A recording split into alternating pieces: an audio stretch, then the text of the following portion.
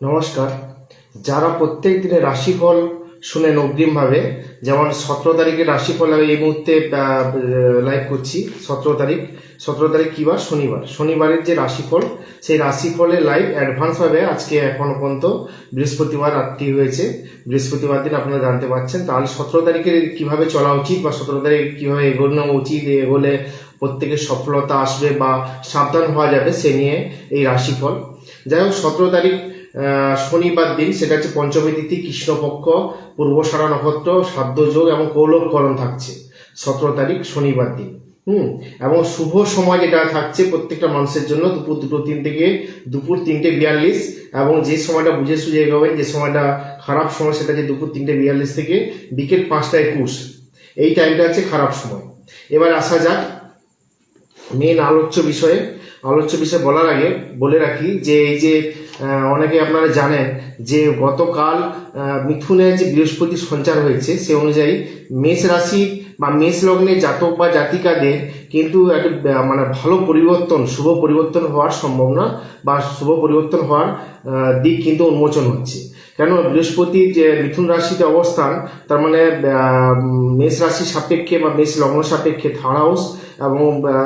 Third house এছাড়া হচ্ছে ভাগ্যস্থানে তার দৃষ্টি যাচ্ছে এবং একাদশ স্থানে দৃষ্টি যাচ্ছে।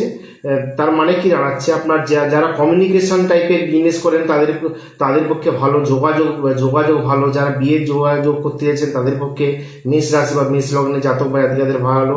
ব্যবসার জায়গা সপ্তমে যেহেতু দৃষ্টি পড়ছে, যারা ব্যবসা রিলেটেড বা প্রেমজ বা বিবাহ সংক্রান্তের ব্যাপারটা কিন্তু মেষ রাশি বা মেষ লগ্নে জাতক বা জাতিকাদের ভালো থাকতে চলেছে। এছাড়া ভাগ্যস্থান নবম স্থানে দৃষ্টি রাখার দরুন ভাগ্যোন্নতি যোগ এবং একাদশ স্থানে দৃষ্টি রাখার দরুন কিন্তু আপনাদের যে কর্মে মানে ফুলফিলমেন্ট অফ ডিজায়ার, সেই ফুলফিলমেন্ট অফ ডিজায়ার অনেকটা বেটার হবে। যদিও আপনার মেষ রাশির উপর শনি 7.5 শুরু হয়েছে, তবুও কিন্তু এই বৃহস্পতির সঞ্চারের জন্য যদি আপনার নিজস্ব গ্রহগত প্ল্যানেটের যে অবস্থান, সে প্ল্যানেট যদি কিছুটা অন্তত আপনাকে সাপোর্ট দেয়, কিন্তু এই ট্রানজিট আপনাকে উপরের দিকে নিয়ে যাবে। এবারে আসা যাক মেন আলোচ্য বিষয়, সেটা হচ্ছে রাশিফল।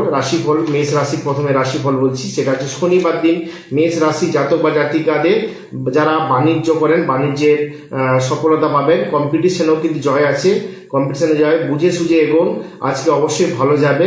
অর্থনৈতিক সফলতা কিন্তু মেষ রাশি বা মেষ লগ্নে জাতক বা জাতিকাদের 17 তারিখ শনিবার দিন থাকছে।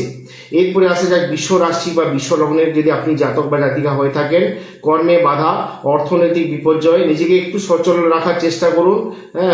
কোনো রিস্ক না নেওয়া ভালো, সেভাবে কোনো রিস্ক না নেওয়া ভালো, সেটা আপনার পক্ষে।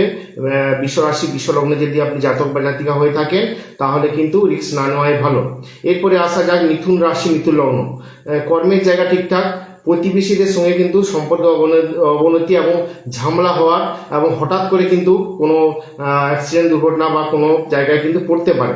মিথুনের পরে আসা যাক কর্কট রাশি কর্কট লগ্ন।